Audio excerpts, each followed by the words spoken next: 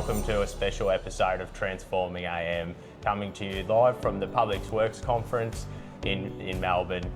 My name's Rory Gibbons, and today I'm delighted to have Steve Verity joining me from IPWEA. Steve's the Principal Advisor for the Asset Management Program at IPWEA, and it's great to have you on the show, mate. Absolutely, it's an absolute pleasure to be here today. Yeah, well, thanks for joining us, and it's great that we have forums like this, conference, to come together and share knowledge, because it's challenging times out there for our infrastructure and public works professionals.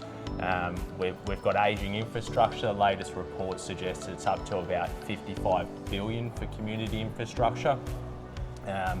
Obviously, with climate change and net zero emissions targets demanding that rapid change, that's placing impacts on them. And you've got to also balance population growth and the demand for new infrastructure. And we've got to deliver all that in the context of a skill shortage. So, Steve, I wanted to get your take on how as an industry do we approach this skill shortage and still deliver for our communities? Sure, thanks for the question, Rory. Look, IPWEA, and I'll point to the IPWEA white paper on best practice asset management of public works infrastructure. And you're right, there's many challenges. And one of the main ones, and it's the first point I'll make, is that there is a skills shortage, and it is holding us back. So here in Australia, the federal government has a $120 billion pipeline of infrastructure build, which is great. However, the missing link is in our capacity and capability to actually deliver on that $120 billion, and also its ongoing operations and maintenance once it is delivered. We do have a severe shortage in the engineering sector, as well as asset managers, and also it's absolutely acute in the rural, regional, remote areas of the nation, as we know. That's limiting our ability to manage and maintain essential infrastructure that our communities at times take for granted. Without targeted and education and training programs, even the best funded projects risk underperformance over the long term. My second point I'd like to make is that the people are our most valuable asset.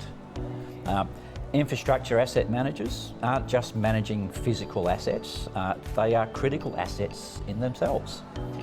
That's why it's essential that they, along with CEOs, executive leaders and elected members, commit to ongoing training and development.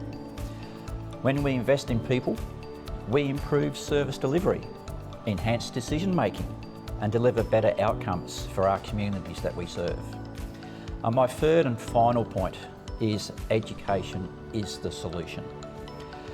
With the IPWEA Asset Management Education Pathway Program, it's a comprehensive but scalable offering, from foundational learning through to advanced certification. It's built on practical learning and decades of best practice, and aligns to the World Partners in Asset Management Global Certification Scheme. But to give it traction, governments need to act by embedding world-leading training into infrastructure build budgets and project planning. It's a simple idea, but has a big impact. Train the people who manage our infrastructure, and we'll all reap the rewards. Yeah, it's a good point. I like that phrase, treat our people as assets, just like we say, treat our data as an asset. Absolutely. So it's great points, mate. And I know the white paper that IPWEA references a successful model in Canada. Are you able to just summarise what that Canadian model entails? Yeah, look, Canada has really thought this through and provides a really great example. So the federal government in Canada invested 110 million Canadian dollars into the Municipal Asset Management Program, specifically targeting small and medium-sized councils that often lack resources and expertise. Delivered by the Federation of Canadian Municipalities, the program gave local governments the tools, the training and funding to improve how they manage infrastructure. They measured progress using the Asset Management Readiness Scale, and 84% of projects showed real improvement, Most notably, 2/3 of participating councils significantly improved their data and information practices. This means they now can make better investment decisions and are more likely to secure funding for priority infrastructure projects.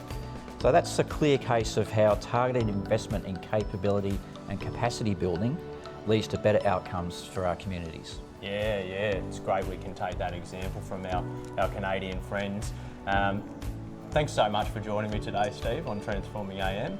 And thanks everyone for tuning in. And if you want to check out more details, jump on the IPWEA's website and have a look at the white paper for best asset management practices. And we'll see you here for the next episode of Transforming AM, coming soon.